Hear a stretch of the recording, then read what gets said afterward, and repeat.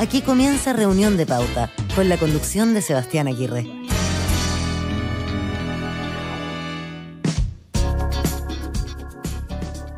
¿Cómo están? Bienvenidos a nuestro último capítulo de esta semana de Reunión de Pauta, día viernes. Estamos iniciando un nuevo mes, cambiamos al mes de abril y estamos en nuestra primera sesión del cuarto mes del año aquí en Radio Pauta. Gracias por acompañarnos en la 100.5 al cierre de la semana. En el cierre de este día viernes damos inicio a nuestro espacio de conversación, de análisis junto a nuestros panelistas. Tenemos una pauta entretenida, como siempre, con hartos temas. Ha estado muy noticiosa esta semana. Ya vamos a estar revisando nuestros temas para el día de hoy, pero antes de eso, por supuesto, queremos darle la bienvenida a los que nos están escuchando en la 100.5 en Santiago, en la 99.1 de Antofagasta, 96.7 en Valparaíso, Viña del Mar y Temuco, y en pauta.cl, por supuesto, en nuestro streaming también, conectados a través de nuestro sitio web. Gracias por estar junto a nosotros a esta hora. Nuestros panelistas listos también para empezar con el programa del día de hoy. Vamos a darle la bienvenida a nuestro equipo, encabezado por María Jara Quemada, abogada de la Universidad Católica, especialista en temas de corrupción y transparencia, directora ejecutiva de Chile Transparente. ¿Cómo estás, María? Bienvenida. Hola, muy buenas tardes y muy feliz cumpleaños a nuestro gran conductor. Sí. Muchas gracias, María, muchas gracias, muy amable. Gracias. Cristóbal García Huidobro también nos acompaña desde el estudio de Radio Pauta, historiador académico de la Facultad de Derecho en la Universidad de Santiago. Bienvenido, Cristóbal. Muchas gracias y nuevamente feliz cumpleaños. Lo vamos a ver en la efeméride, en su momento.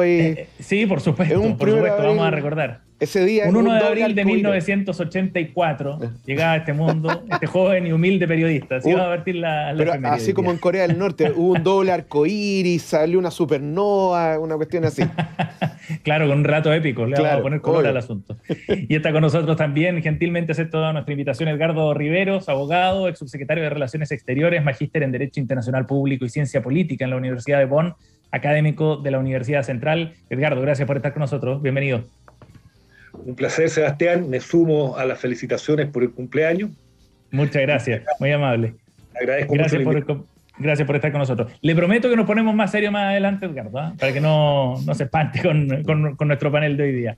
Estamos junto a Cristóbal, María y Edgardo con nuestra pauta del día de hoy. Vamos a estar revisando en unos minutos lo que está ocurriendo con la demanda en La Haya que ha presentado nuestro país por el tema del río Silala contra Bolivia. ¿Y por qué vamos a hablar de esto hoy día? Bueno, porque comenzaron los alegatos precisamente hoy allá en la Corte Internacional. Es nuestro tema de fondo para esta jornada, pero vamos a comenzar primero revisando otro tema que también ha marcado pauta el día de hoy. Tiene que ver con la declaración que dio el ex comandante en jefe del Ejército, Ricardo Martínez, quien llegó al despacho de la ministra en visita, Romy Rutherford, para entregar su testimonio en calidad de inculpado en el marco de la investigación por fraude del Ejército. Y después de 2 horas y media de declaración, bueno, la jueza decretó la detención provisoria para quien hasta hace poco lideraba el Ejército.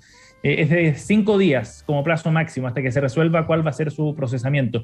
Está en el batallón militar ubicado en Peñalolén y se suma así a otros excomandantes que están en una situación similar. Partamos analizando esto, lo que ha ocurrido hoy día, María, y en particular la decisión que adopta Romy Rutherford para un procesamiento que no ha sido fácil, en el caso de Ricardo Martínez, que ha recurrido a una serie de instancias para poder frenar esto. Sí, bueno, yo creo que no sé si es tan sorprendente, por así decirlo, porque hemos visto que en situaciones similares, en casos pasados, la ministra también ha decretado lo mismo, y de hecho la defensa esperaba un poco que podía ocurrir esto.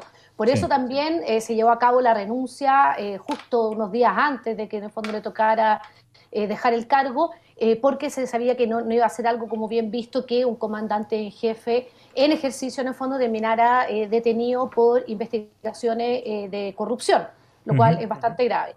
Y por otro lado es como, yo creo que igual es un poco decepcionante como seguir viendo que al parecer, porque obviamente esto está en investigación y hay un proceso por medio y obviamente hay del derecho a defensa, pero como esto estaba tan extendido que ya no tenemos ningún excomandante en jefe que no esté sujeto a algún tipo de investigación.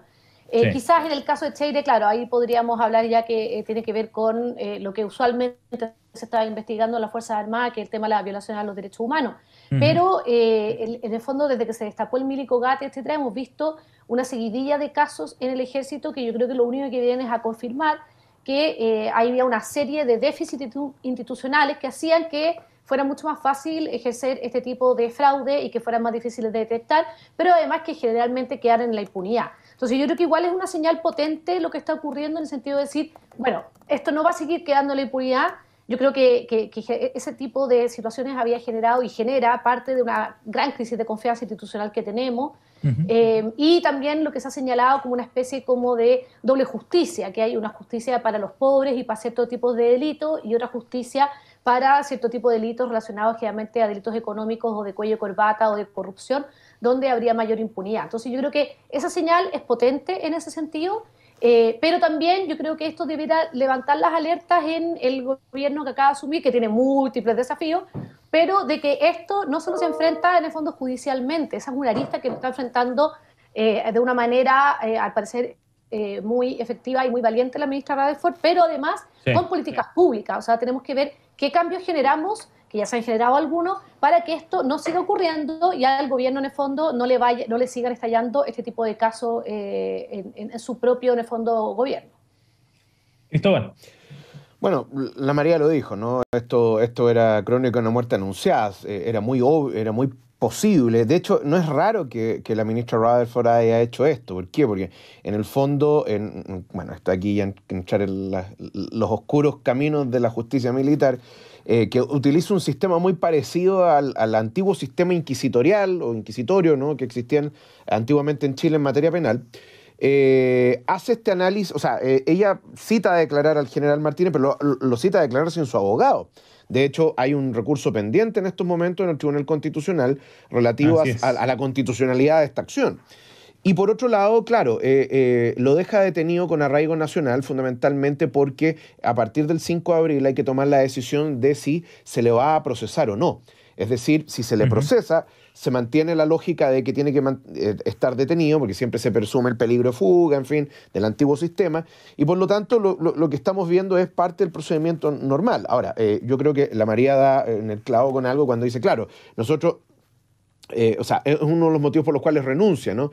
Porque efectivamente el daño a la imagen del ejército, que ya es grande producto de todos estos casos de corrupción, solamente empeoraría, ¿no?, con un comandante en jefe, perdón, un ex comandante en jefe, o un comandante en jefe en ese momento, que quedara detenido. Claro. ¿Me entiendes? Entonces, es un tema bien complejo. Ahora, yo solamente quiero ponerle un pelo más a la sopa en esto. Los casos de corrupción en el ejército no son nuevos. Lo que pasa es que el llamado, ¿no?, Milico Gate, ¿no?, por la envergadura de los montos, ¿no?, llamó mucho la atención, pero curiosamente han habido otros casos, ¿no?, de corrupción menor, llamémoslo así, y otros bien graves, pero que no involucraron tanta cantidad de dinero como, por ejemplo, tú recordarás el tema de las armas a Croacia durante la guerra de los Balcanes. Entonces, y ese tipo de cosas lamentablemente se convirtieron en algo, no sé si común, pero en algo que es propio, ¿no?, algunas veces de este tipo de cosas cuando no existe un contrapeso real y una supervigilancia, no solamente a aquellas personas que pertenecen a las Fuerzas Armadas, sino que también respecto a los fondos que manejan. Sí. Edgardo Rivero. Bueno, yo coincido con el análisis que hace María y que ha hecho Cristóbal también, ambos. Sí. No, a Cristóbal lo conozco bastante porque hemos sido colegas en algunas universidades. El análisis de María y Cristóbal son compartidos por mi parte. Yo agregaría dos elementos. Uno, que aquí hay una práctica bastante constante, implícitos, que incluso las personas que lo ejecutaban consideraban que eran parte del estándar de acción y no miraban como algo fuera de la norma legal. Y esos implícitos y esas prácticas vienen de hace mucho tiempo. O sea, yo creo que tenemos que remontarnos a épocas en las cuales no había un control real de lo que era la acción en los diferentes estamentos. Y me estoy refiriendo a la época en que en nuestro país había perdido la democracia. Entonces, creo que hay que remontarse a esos lugares, porque si todos los comandantes en jefe están situados en el mismo problema, además sus entornos de manejo de recursos también, porque esto no solo sin duda a los comandantes en jefe, sino que a otros oficiales. Y los otros están fallecidos, los que vienen más atrás. Bueno, el tema es de esa complejidad. En segundo lugar, en cuanto a la actuación de la ministra en visita, comparto lo que ya se ha dicho, tanto por María como por Cristóbal, en cuanto a su valentía, en cuanto a su celo como juez, y también a su coherencia. O sea, era predecible lo que está pasando con el general Martínez, porque ya había ocurrido con los otros comandantes en jefe medidas de la naturaleza que ella ha resuelto. Entonces, no cabía esperar otra medida que la que ya ella ejecutó, porque es coherente con lo que ya había manifestado y adoptado en los casos anteriores. Claro, está haciendo un trabajo bien importante, muy profundo además, ¿no? Así lo han demostrado las investigaciones y cómo ha ido avanzando también, alcanzando un rango de tiempo también más amplio la jueza Romy Rutherford. Bueno, veremos qué es lo que ocurre primero con este recurso que se presentó ante el Tribunal Constitucional por parte de la defensa de Ricardo Martínez, y luego también qué es lo que ocurre una vez que se cumpla el plazo de 5 días que por ahora tiene como detención provisoria el ex comandante en jefe del Ejército. Estamos con Edgardo Riveros, María Jara Quemada y Cristóbal García Huidobro aquí en Reunión de Pauta, y vamos a ir a nuestro tema de fondo, que tiene que ver con el hecho noticioso probablemente del día. Hablamos del inicio de los alegatos en la Corte Internacional de La Haya de nuestro país, en este caso contra Bolivia. Nuevamente Chile está enfrentado a una instancia de este tipo, ya estuvo con Bolivia también, pero por una demanda presentada por el país vecino, también anteriormente por Perú, recordarán todos ustedes.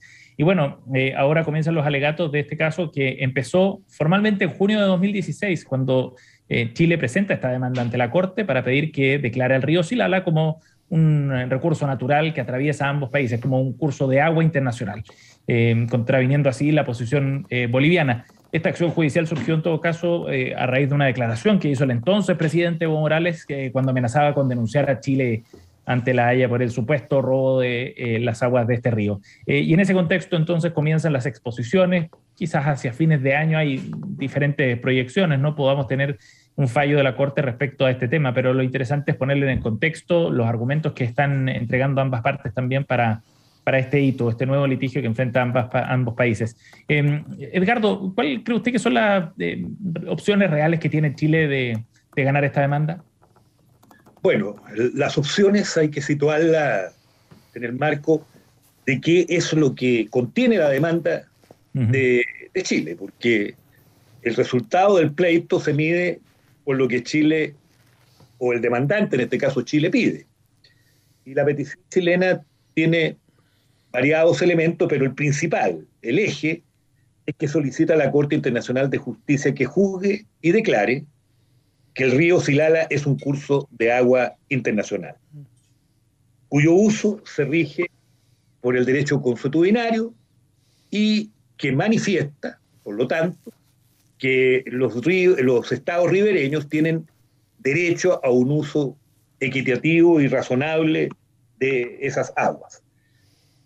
Coloco énfasis que esto está regido esencialmente por el derecho consuetudinario, por la costumbre internacional, que es una de las fuentes del derecho internacional que tiene que considerar la Corte Internacional de Justicia para resolver en derecho los litigios que se le presentan. Así lo establece el artículo 38 del propio Estatuto de la Corte Internacional de Justicia, que enumera la fuente de derecho internacional y entre ellas está la Constitución. Por otra parte, también Chile plantea en su memoria, y a partir de la demanda, que se establezca que Bolivia tiene la obligación de tomar todas las medidas apropiadas para prevenir y controlar la contaminación y otras formas de daño a Chile que resulten de actividades en el Silala. Esto tiene que ver con el hecho de que los estados que están aguas arriba no pueden perjudicar con su accionar a los estados que están aguas abajo. Entonces, ese es un tema muy importante también presente en este caso. Y el otro tema que se plantea por parte de Chile es que Bolivia tiene la obligación de cooperar y proporcionar a Chile una notificación oportuna de medidas planificadas que pudieran tener un efecto negativo sobre el río Silala, de intercambiar datos e información y de realizar, cuando proceda, una evaluación del impacto ambiental. Y aquí Chile plantea a la Corte que, en opinión de nuestro país, Bolivia ha incumplido estas obligaciones. Esto también tiene que ver con lo que ya señalé, las obligaciones que el Estado que está aguas arriba tiene. Sí. Digamos que el río Silala nace en el altiplano boliviano, en el departamento de Potosí, a más de 4.000 metros de altura y a unos 3 kilómetros de la frontera con Chile. Entonces, cuando esto se resuelva, tendremos que ver qué es lo que la Corte en definitiva dice respecto a estos puntos que plantea la demanda de Chile. Exacto. Dejo para más adelante en el análisis, porque se trata, me imagino, de una conversación, el programa, sí, así cuál es la contramemoria boliviana que plantea además una contrademanda. Entonces ahí Bolivia planteó un elemento que hay que considerar, uno positivo para nuestro país, porque ya significa un avance, que es reconocer que es un curso de agua internacional, pero plantea otro tema que tiene que ver con una distinción de aguas naturales y artificiales. Vamos a ir al tiro a esos puntos. Demos una primera vuelta con Cristóbal. Nada, bueno, esto en parte también fue un poco una contramedida, ¿no?, del gobierno del presidente Piñera, ¿no? Porque cuando nos demanda Bolivia, ¿no?, por este tema de los derechos expectaticios, que, bueno, en su momento, y solicitando negociar de buena fe una salida al mar, que ya de por sí era una tesis que iba a ser difícil de probar por los bolivianos, pero de todas maneras había cierto susto, ¿no?, cómo la Corte tomará esto. El gobierno del presidente Piñera decidió también zanjar un tema que ya venía de antes, ¿ya? El tema del río Silala era también un comodín que siempre tenían los bolivianos para tratar de presionar, ¿no es cierto?, a Chile, para tratar de negociar. Ahora, parte de la discusión acá también tiene que ver con el uso del agua, ¿no? Porque en algún momento los bolivianos dijeron, bueno, ya, entonces páguenos una compensación histórica por el uso excesivo, ¿ya? ¿Por qué? Porque la mayor parte del agua del Silala la estamos ocupando nosotros, porque los poblados más cercanos al Silala están a 70 kilómetros del lado boliviano, ¿ya? Mientras que nosotros lo ocupamos para regadío, de hecho cerca del 30%, ahí don Edgardo me puede corregir, pero como el 30% se va para ¿cómo se llama?, para consumo humano, y el resto se va para usos industriales. Entonces, en ese sentido, ahí uno ya se da cuenta más o menos cuál era la intención del gobierno boliviano con lo del Silala, y bueno, que los pilla, ¿no es cierto?, la demanda, y ahora la estrategia ha implicado también esta contrademanda. Y lo otro, para darle la palabra a la María, tiene que ver también con esta cuestión, en el fondo, con la idea histórica que ha planteado Bolivia de que Chile es una especie como de país abusador, ¿no? Entonces, primero les quitamos el mar, ahora les queremos quitar un curso de agua que lo consideran propio, que lo hemos modificado, ¿no?, a través de canalizaciones, etcétera. Pero también hay otro elemento, y que hay que tomarlo, no es tan relevante hoy, pero lo va a ser mañana, que ya estamos empezando a ver problemas relativos a los cursos de agua, que ya se está volviendo un recurso escaso, más todavía en el norte, donde, bueno, el agua sí que es un bien preciado. María. Sí, yo creo que es un tema que es difícil como desde la no expertise saber efectivamente cómo se va a fallar. Por lo que uno lee de distintas fuentes, etcétera, al parecer Chile tiene una muy buena posición, pero yo imagino que también ese es un tema que en general en los medios, siempre en los países propios, es como un poco el fútbol, tratamos de buscar los puntos fuertes más que los puntos débiles y resaltarlos. Yo creo que lo que sí es muy destacable de Chile es cómo se lo toma como una política de Estado más que una política de gobierno. O sea, en general hemos visto que todos los gobiernos, cuando han ido heredando este tipo como de conflictos o litigios, ha ido manteniendo a los equipos, ha tenido equipos transversales, y hoy día también se ve, o sea, hoy día tenemos a la ex subsecretaria que terminó siendo la ministra de Relaciones Exteriores, siendo también coagente y teniendo un rol muy relevante, y que el presidente Boric, en el fondo, al haber asumido hace poco, mantiene lo que se había hecho anteriormente en el gobierno del presidente Piñera. Y yo creo que eso nos da una fortaleza como país. Entonces yo creo que eso es importante. Y segundo, que tal como decía Cristóbal, esto se usa mucho como un tema de que los chilenos en el fondo somos malos, etcétera, y ayuda como a tener el enemigo afuera y a fortalecer internamente la política. Yo creo que eso también puede pasar en el caso de Chile. Hemos visto que el gobierno ha tenido 2 semanas de inicio complejas, con autocríticas, con críticas cruzadas, etcétera. Y yo creo que esto también muchas veces puede ayudar a dar un pequeño respiro, un pequeño descanso al menos ante la opinión pública, etcétera, en la agenda, porque en el fondo esto se ve como un tema de Estado donde en general todos los sectores se ponen en la misma línea y todos detrás. Entonces yo creo que eso es muy relevante. Y por último, a mí me gustaría destacar también que esta vez fuimos nosotros los que iniciamos la demanda, que yo creo que fue una movida muy inteligente de Cancillería, pero también eso demuestra que la creencia que tenemos como país en este tipo de mecanismos para resolver conflictos. Entonces, creo que eso es muy relevante para, en general, los conflictos que se van adoptando en distintas situaciones y la política multilateral y internacional que generalmente ha tenido Chile, que en el fondo es reafirmar que creemos en este tipo de entidades para resolver conflictos de manera pacífica. Y yo creo que eso es muy relevante y por eso, obviamente, que Chile le vaya bien en esto es muy importante porque es una apuesta que se hizo y no que nosotros estemos reaccionando solo a lo que otros países han hecho anteriormente llevándonos a estos tipos de tribunales. Sí, María, ahora pensando en que viene una contrademanda, Edgardo ya va a abordar ese punto de inmediato, pero tratando de proyectar las relaciones con Bolivia, ¿cómo crees tú que esto va a determinar eso? Por lo que pasó también en el cambio de mando, ¿no? Vino Luis Arce, el presidente boliviano, el gobierno ha planteado también la posibilidad de retomar esas relaciones, sin embargo, en su regreso a Bolivia, Luis Arce fue bien claro también en esta demanda irrenunciable a un acceso soberano al mar. Entonces, se mezclan varias posiciones e intenciones también justo con el inicio de estos alegatos. Sí, yo creo que es difícil que las relaciones con Bolivia cambien y tengamos una muy estrecha relación de un día para otro, porque esto claramente se viene arrastrando de muchos años y de diversos gobiernos. Y tal como decía antes y como también señala Cristóbal, o sea, está el tema también de utilizar estos temas externos como aglutinadores internos. Esa tentación siempre está y es muy difícil para cualquier presidente de Bolivia decir que renuncia al derecho al mar. Yo creo que eso internamente es muy, muy complejo.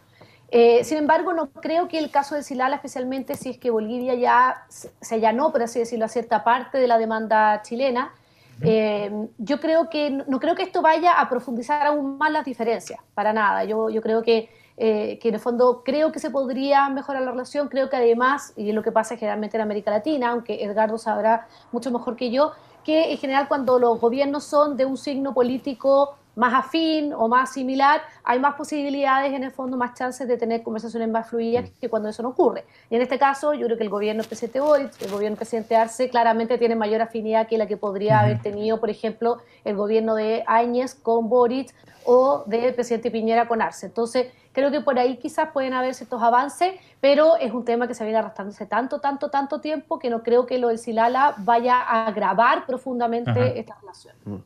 Cristóbal. No, yo estoy de acuerdo con la María en lo último, pero ojo, es una provisión constitucional el tema de volver a tener un litoral, en el caso de Constitución boliviana. Entonces, esto no es una cuestión que el presidente de Bolivia pueda entrar a negociar con el presidente de Chile. Da lo mismo, además, también el signo político, porque han habido gobiernos de derecha en Bolivia que han tenido el mismo discurso que cualquier otro gobierno de izquierda en Bolivia, ¿no? El tema de la irrenunciabilidad de la salida al mar. Y de hecho con la Constitución del 2000, se me olvidó el año, 2006 puede ser, que crea el Estado Plurinacional de Bolivia, ¿no?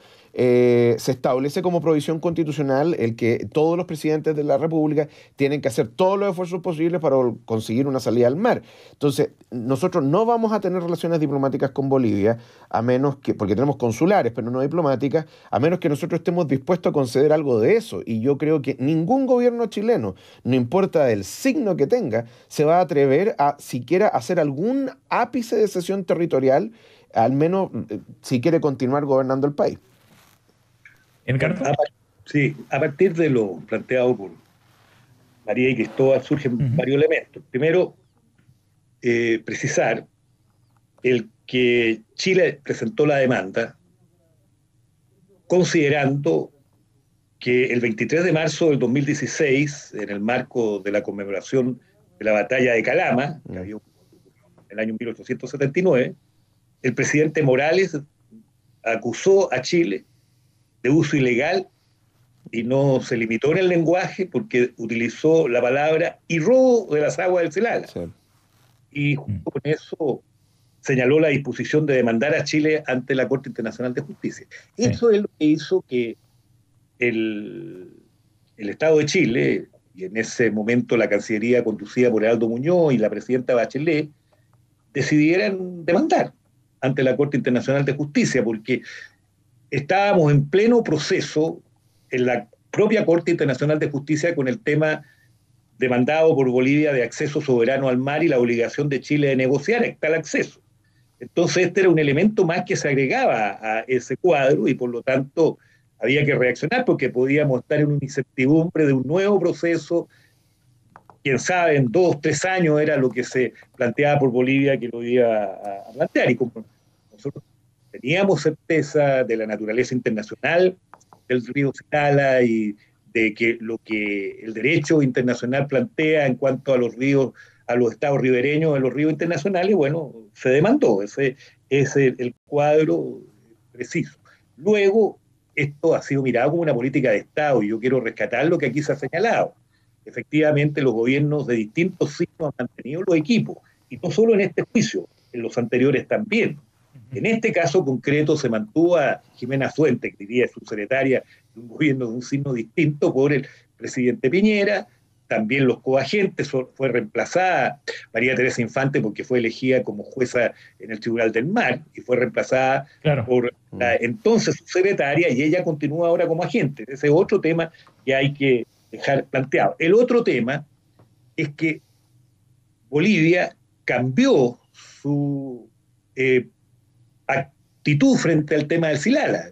Frente al Silala durante casi 100 años, o alrededor de 100 años, mantenía la visión coincidente con Chile de que estábamos en presencia de un río internacional y no de un manantial, como empezó a plantearlo el presidente Banzer. El año 1999 el presidente Banzer, seguramente para congenarse con la población de Potosí, planteó esta tesis del manantial, un gobierno que podríamos decir de derecha, y resulta que después el presidente Morales recoge eso y lo plantea también con la misma fuerza que Banzer y más también, y ocurre entonces que se cambia esa visión y se genera este problema con respecto al Silala.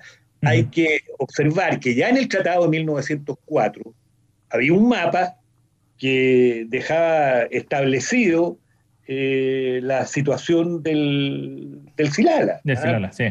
Porque en ese tratado de 1904, que delimitó los territorios de ambos países, el mapa que se refería a la zona estableció que el río Silala está representado como un curso de agua que cruza límites entre ambos países, entre el Cerro Silala y el Cerro Inacalari. Entonces, ya eso es bien importante tener presente.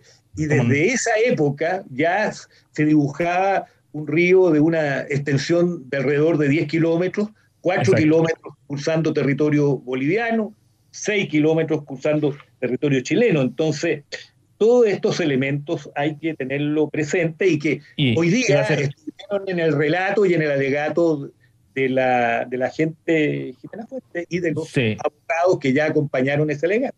Y va a ser interesante ver cómo Bolivia expone esos argumentos también en los días que tenga su espacio, el lunes y martes. Nos queda un minuto para un último comentario, Cristóbal, María. No, en realidad simplemente decir que, y lo dijo Ana María en su momento y también don Edgardo, que lo bueno de todo esto en Chile es que se ha tomado con un nivel de seriedad importante y como política de Estado, es decir, da lo mismo quien gobierne. Esto es una cuestión que es de interés de la República y no solamente el gobierno de turno. Así es que ojalá desearle lo mejor al equipo, ¿no es cierto?, que está defendiendo los intereses de nuestro país. María. Sí, no, yo creo que, a ver, insisto en que esto creo que puede ser como una especie de veranito de San Juan por estas semanas para el gobierno, que la atención va a estar en esto, que es algo que, insisto, es como un poco el fútbol, que nos une. Por mucho que sea muy técnico, que haya muchos ingenieros hidráulicos y todo explicando esto, igual en general es difícil encontrar a alguien que no esté como a favor de esto y que esté como apoyándolo. Entonces, yo creo que en ese sentido puede también bajar un poco la tensión para que tanto el gobierno como la oposición se ordenen y quizás puedan discutir de manera más tranquila las prioridades que hay para este año, que de verdad que son muchísimas. O sea, estamos con demasiados desafíos como para quedarnos paralizados. Entonces, creo que en ese sentido puede bajar un poco también la presión política para ordenar el tema legislativo y las prioridades tanto del gobierno como de la oposición y del Congreso. Cierto, interesante ese punto con la mirada de los efectos internos que pueda tener estos alegatos ahí en la Corte Internacional. Estamos junto a María Jara Quemada, Cristóbal García Huidobro, Edgardo Riveros. Ustedes escuchan a nuestro panel de reunión de pauta de este día viernes 1 de abril. Nos vamos a ir a una pausa. Sí, Edgardo, ¿querías agregar algo? No sé si acaso se podrá agregar algo porque quedó pendiente que en la contramemoria Bolivia presentó también una contrademanda en la que reconoció el carácter internacional del río, como lo dijimos, pero agrega que una parte del río sería un flujo artificial. Y a partir de ello pide que la Corte declare que Bolivia tiene soberanía sobre los canales artificiales y sobre el flujo artificial de las aguas del Silala.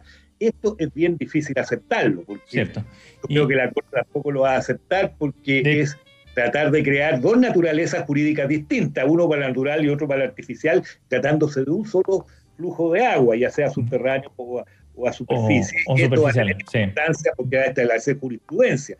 No tan claro, de hecho hoy día uno de los abogados del equipo jurídico de Chile precisamente resaltaba la creatividad, decía él, con la que Bolivia había planteado este argumento para enfrentar la demanda chilena ahí en La Haya por el río Silala. Bueno, veremos, por eso decía que va a ser bien interesante ver el lunes y martes cómo se estructura finalmente y qué argumentos se entregan para poder justificar esa posición que está llevando Bolivia a la Corte de La Haya. Estamos junto a Edgardo Riveros, María Jara Quemada, Cristóbal García Huidobro. Vamos a ir a una pausa. Antes de eso quiero invitarlos a que de lunes a viernes, desde las 8 de la mañana, cada jornada conozcan 4 miradas globales que busquen interpretar los temas más relevantes del debate en Chile y el mundo. Los invitamos a escuchar Marcando Pauta aquí en la 100.5. Corte y volvemos.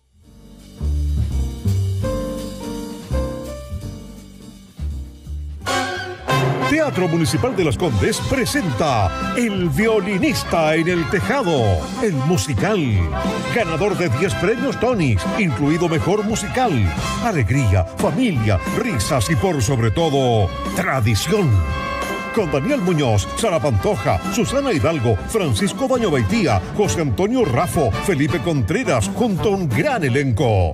Venta de entradas a través de www.tmlascondes.cl y boleterías del teatro. El Violinista en el Tejado, el musical. Desde el 21 de abril. Produce Darchan Teatro. Invita Pauta. ¿A tu casa el mismo día de tu operación? Así es cirugía en el día en Red Salud. Técnicas quirúrgicas y procesos clínicos para que recibas el alta el mismo día de tu operación, al alcance de tu bolsillo y con la calidad y seguridad de Red Salud. Con una cirugía en el día puedes volver a tu vida de forma rápida, hay menos riesgo de infección, menos estrés de hospitalización y una completa cobertura. Consulta y cotiza en redsalud.cl. Red Salud, mejor salud para Chile. Cada tarde, a partir de las 20 horas, Christian Barnken nos invita a pasear con él y con sus invitados en su jardín. Media hora de conversaciones y reflexiones. No dejes de escuchar los sonidos y palabras de Desde el Jardín. Pauta, hablemos de verdad.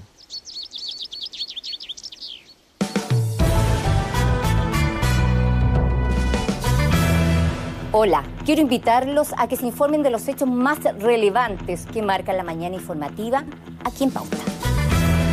De lunes a viernes, a partir de las 14 horas, escucha Pauta en Desarrollo, el resumen informativo de Pauta, con la conducción de Alejandra Becerra. Conversa con nosotros en redes sociales y profundiza la información en nuestro diario digital pauta.cl. Pauta, hablemos de verdad.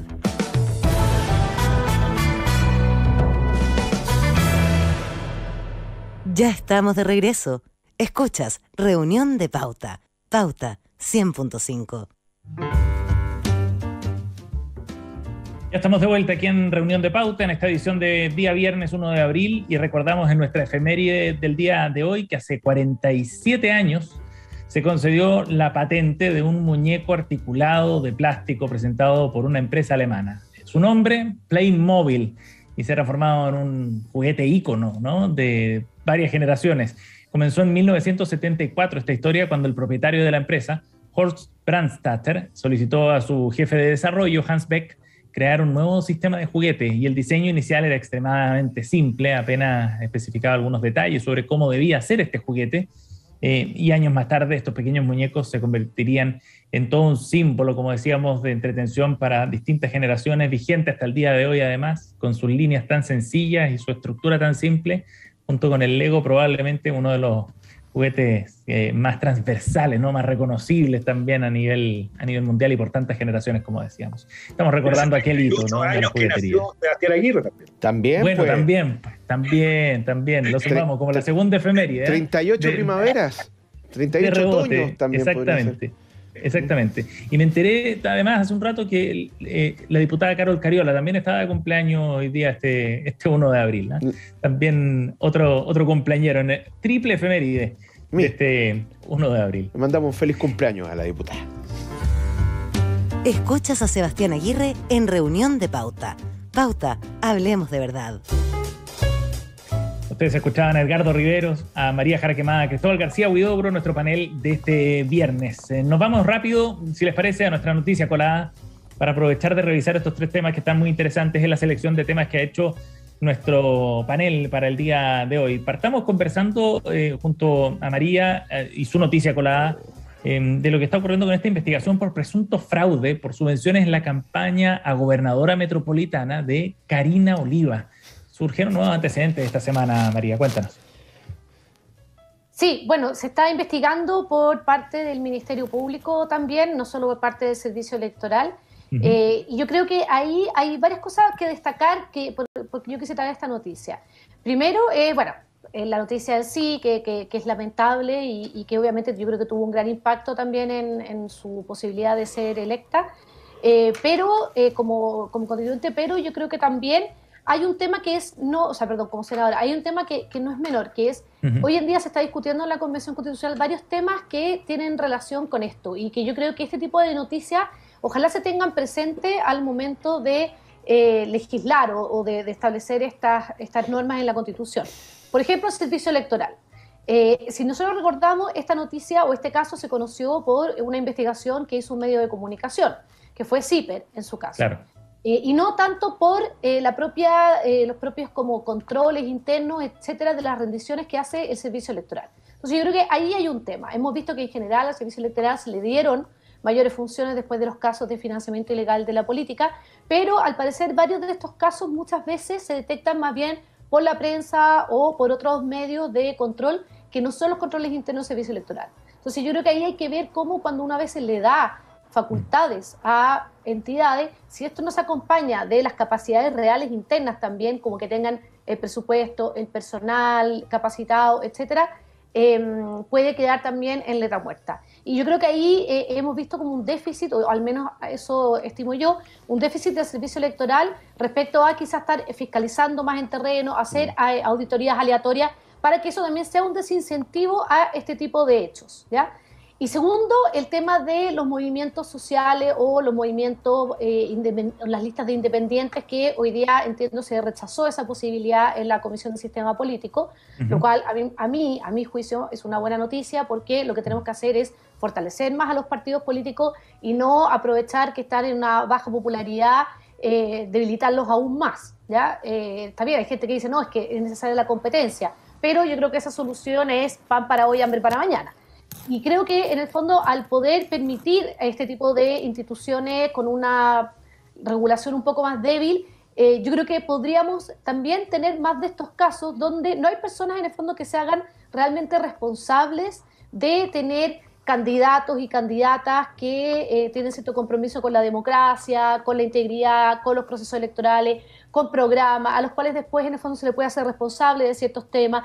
Entonces, yo creo que si vemos esto que ocurre dentro de un partido político, con más razón tenemos que levantar las alertas de no generar movimientos u organizaciones que no estén bien reguladas, que no estén bien controladas, que no estén bien fiscalizadas y que puedan ser como aventuras económicas electorales, como lo que estamos viendo, que en el fondo hay algunos que al parecer aprovechan el momento para hacerlo.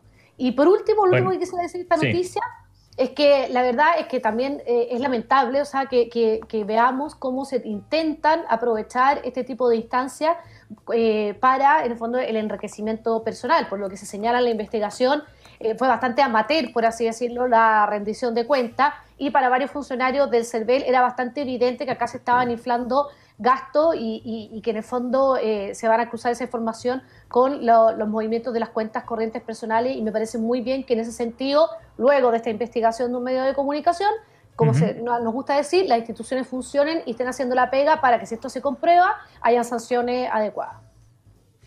¿Edgardo? Está con el micrófono silenciado, Edgardo. Sí, respecto a este tema, yo creo que las alertas son correctas. Creo que uno de los aspectos en los cuales hay que seguir reforzando y seguir avanzando es en la transparencia en materia de relación entre dinero y política, porque es un cuadro muy complejo. Chile ha estructurado un sistema jurídico que es más adecuado, más transparente, con rendición de cuentas, pero así todo podemos observar que siguen existiendo prácticas que colisionan con ese objetivo de transparencia y que involucra no solo a las generaciones que han sido bastante castigadas en torno a este tema, sino que desgraciadamente también a quienes están incursionando como fuerzas emergentes en la política, y eso es un tema que no hay que dejar fuera del análisis. Y la verdad es que la persona involucrada en este tema estuvo muy cerca de llegar a ser gobernadora regional. Sí, claro. Algo de especial importancia, que por primera vez se elegía por la ciudadanía. Entonces, hay una serie de elementos que uno no puede dejar de considerar en un análisis de esta naturaleza. Cristóbal. No hay que olvidar también que Karina Oliva fue expulsada previamente de otro partido político antes de Comunes por situaciones particularmente similares a las que estamos viendo. Lo que pasa es que en ese momento no se constituyó, o por lo menos la Fiscalía no decidió perseverar, o tampoco se le denunció al respecto, pero quedó la constancia en los medios de comunicación. Entonces también no es raro que haya intentado volver a las malas prácticas, ¿no es cierto? Y la María lo decía, también tratar de evitar, ¿no es cierto?, ¿cómo se llama?, estos corsarios, ¿no?, de la política. Yo lo voy a decir con todas sus letras. El mejor ejemplo es la Lista del Pueblo, ¿no? Dirigida ahí con el factotum de la Lista del Pueblo, que fue Ángeles Potorno, ¿no? Que esto terminó en una guerra civil al interior de la Lista del Pueblo cuando se descubrieron, por ejemplo, que había gente que había pagado, en definitiva, para tener un espacio en la lista y poder ser candidato, ¿me entiendes? Entre otras aventuras económicas de triste memoria de ciertos personajes que hoy día ya no son parte de la convención. Entonces, en ese sentido, claro, hay que tener cuidado, ¿no?, y de no volver a caer o seguir alimentando el fuego de la desconfianza pública respecto a la política, ¿no? La crisis de confianza que tenemos, que se supone que el nuevo gobierno venía a reoxigenar la política. Bueno, esperemos que no se les olvide que tanto Kena Lorenzini, por ejemplo, así como Karina Oliva, en fin, y otros personajes, son o fueron parte de sus filas, y que hay que tener cuidado de decir que uno es tan puro, tan casto, y en realidad la política no necesariamente es un asunto de pureza y castidad, sino algunas veces un asunto bastante más turbio. Vale la pena recordarlo. La noticia colada de María Jara Quemada aquí en Reunión de Pauta. Vamos a la siguiente para hablar de lo que nos propone Edgardo Riveros. En el Congreso de Perú rechazó la moción para destituir al presidente Pedro Castillo, pero ayer aprobó una moción de censura contra el ministro de Salud, Hernán Condori. Edgardo, ¿cómo ve usted esto? Bueno, yo lo sitúo en un cuadro claramente de problemas de gobernabilidad en Perú. Este no es un hecho aislado, sino que es una situación que hay que mirarla en un contexto mucho más amplio. En 6 años han habido 5 presidentes en Perú. En 6 años. 5 presidentes, con situaciones altamente impactantes como el suicidio de uno de los expresidentes, el caso de Alan García. Luego, una polarización y un cuadro no resuelto. Recordemos que Castillo llegó a la segunda vuelta electoral compitiendo con la señora Fujimori. Entre ambos no reunían 30% de los votos. Y luego el resultado, que demoró largo tiempo en oficializarse, marcó una diferencia realmente tenue entre ambos. Y por lo tanto, el tema de la gobernabilidad para el presidente Castillo era un hecho clarísimo si no resolvía puntos esenciales como la relación con el Parlamento, por ejemplo, donde tiene minoría desde el punto de vista del partido que lo apoya, no siendo él militante, sino que invitado a ese partido, que es un partido de izquierda. No tiene fuerza en el Parlamento suficiente propia como para poder imponer un programa o llevarlo a cabo, por lo tanto está obligado a negociar, y cuando configuró su primer gabinete uno veía un primer ministro que realmente era difícil que pudiera lograr eso. Lo reemplazó después por otra persona, una diputada que tenía bastante trayectoria o experiencia y duró poco en la gestión como primera ministra en un esquema tan especial como el que existe en Perú. Y ahora ya esta es la segunda acusación constitucional que enfrenta el presidente en 8 meses de gobierno, con 4 gabinetes que ha tenido que modificar. Hoy día está el hecho que usted, Sebastián, plantea de una acusación al ministro de Salud, que no podemos dejarla de vincular con la acusación que se previó contra el presidente, pero como acá requieren menos quórum, no requieren el número 87 votos, sino que en mayoría, bueno, se derriba en esta asamblea única parlamentaria, porque también hay que considerar que junto con esta figura del primer ministro hay unicameralismo en Perú, que hace de que, bueno, la mayoría de esa Cámara Única ahora derribe ministro. Entonces, cuadro de gobernabilidad con todos estos elementos que he señalado de contexto es bien complejo. Bien. Y yo no sé cuál es el pronóstico que pudiéramos efectuar para ello, porque yo creo que no va a cesar la idea de provocar el impeachment para el presidente Castillo. Cristóbal. Bueno, a ver, esto pasa cuando se desnaturalizan ciertas instituciones, ¿no?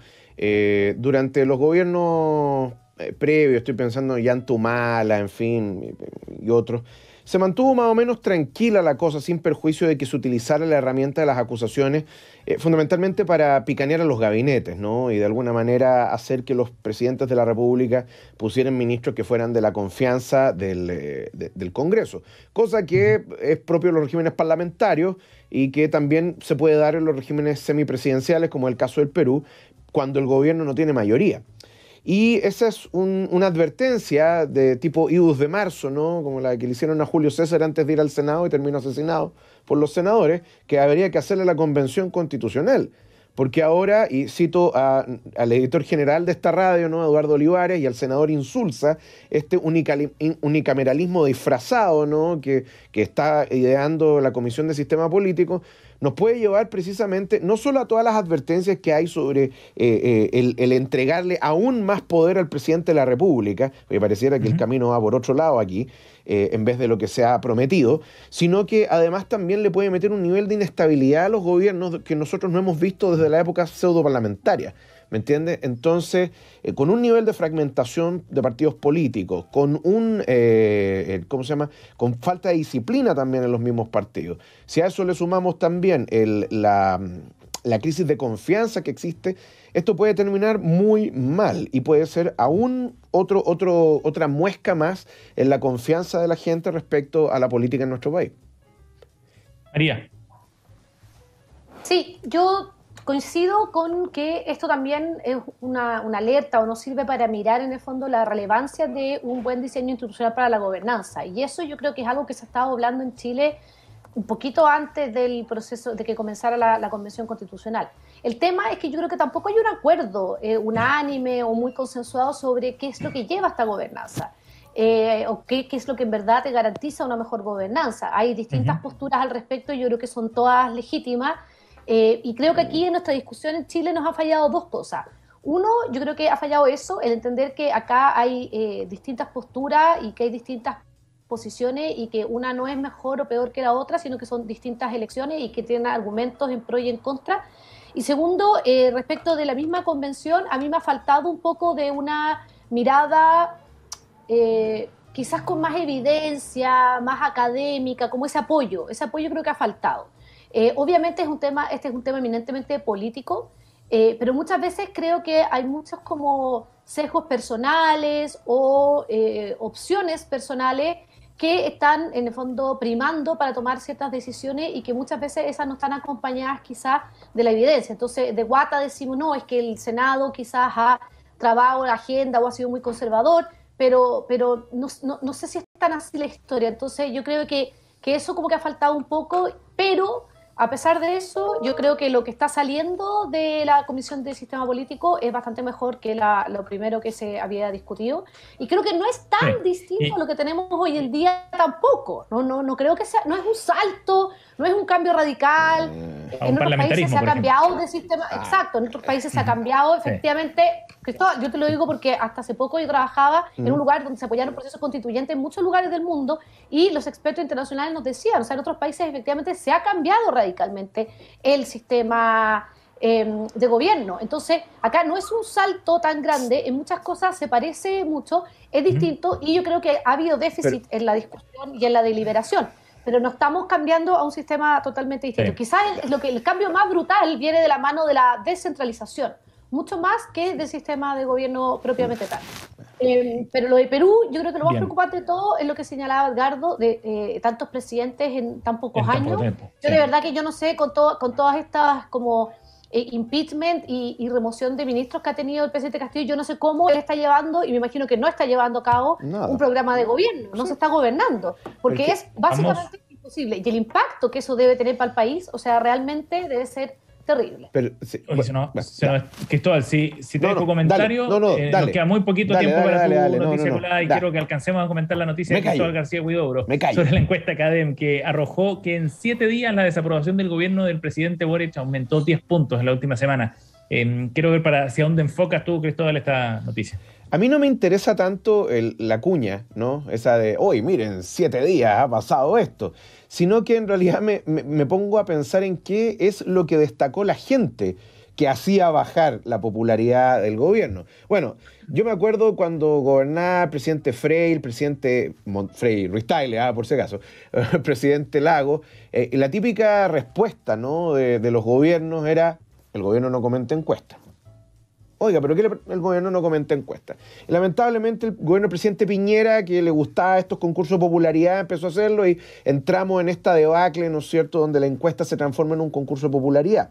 Como esas son las reglas del juego hoy día, lamentablemente, cuando yo me pongo a ver, en definitiva, qué es lo que la gente reprueba del gobierno, tiene que ver en parte por caer en los mismos errores que cayó también el gobierno del presidente Piñera, ¿no es cierto? Nombrar incondicionales o gente que era inidónea, ¿no es cierto?, para asumir determinados cargos. Estoy pensando, por ejemplo, en el caso de la futura embajadora, ¿no es cierto?, de Chile en Argentina, la señora Bárbara Figueroa, o, por ejemplo, también el tema de cómo el presidente gobierna o cuál es la imagen que da a través de sus ministros.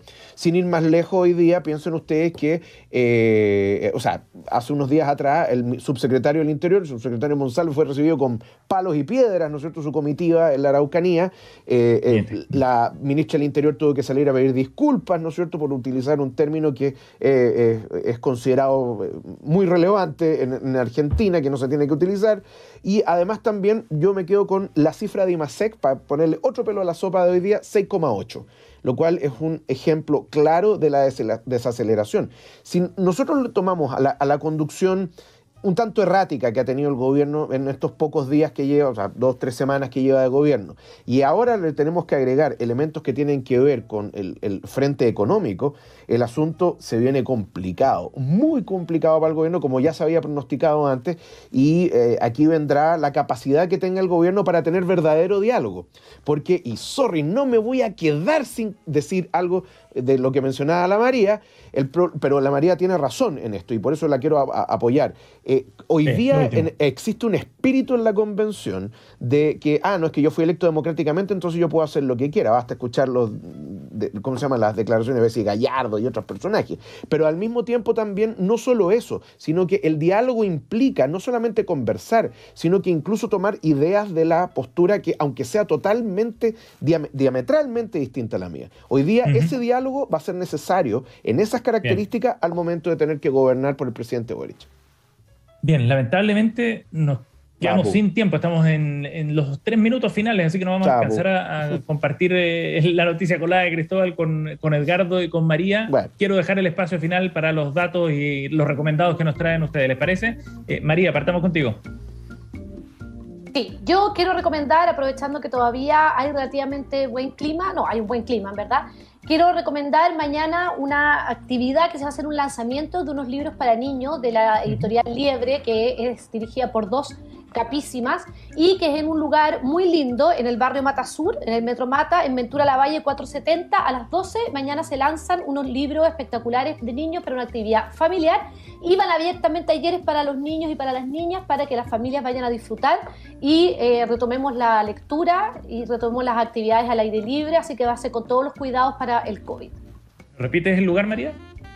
Es en el barrio Mata Sur, el Metro Mata, en Ventura Lavalle 470, y se lanza la colección Acordeón de Editorial Liebre. Fantástico. Muy bien, el recomendado a María Jara Quemada para el día de hoy. Edgardo, ¿algún dato, un recomendado que quiera compartir con nosotros? Mira, no es una recomendación precisa, pero sí recomendaría estar alerta en el cine, porque van a llegar algunas de las películas que obtuvieron premios Oscar, que todavía no están en nuestras pantallas. Y hay que estar atento a ello porque entiendo que la próxima semana ya van a estar en pantalla. Bien, buena recomendación. Hay varias películas que vale la pena ver, por supuesto, para profundizar ahí en el debate que se generó el fin de semana después de unos premios Oscar, ya sabemos, también bien controvertidos. Cristóbal. Ya, yo voy a hacer trampa. Ayer, escuchando el programa, me hizo Tilín el aniversario de la construcción de la Torre Eiffel. Y por eso les quiero recomendar una película que está en Netflix hoy día que se llama Eiffel o Eiffel, ¿ya? Es una producción francesa. Es un drama, no es una película histórica, no es un documental, pero habla precisamente sobre los problemas que tuvo Eiffel al momento de iniciar la construcción, que hubo si bien se lo pidió el gobierno, el nivel de rechazo hacia la torre fue bastante grande, y por lo tanto, y que estuvo incluso en algún momento a punto de ser demolida. Así que se los recomiendo. Eiffel en Netflix, una muy buena película, muy bien actuada, muy bien realizada también. Bien, para los que quieran profundizar en esa historia. Cristóbal García Huidobro, María Jara Quemada, Edgardo Rivero, gracias a los 3 por estar con nosotros. Estén muy bien. Chao, nos vemos. Chao. Nos vemos. Y a continuación, aquí en la 100.5 Desde el Jardín, Cristian Barken ya viene con la conversación del día de hoy junto a Mauricio Lectorat en un programa en homenaje al escritor francés Stendhal. A continuación, aquí en Radio Pauta. Que esté muy bien, buen fin de semana.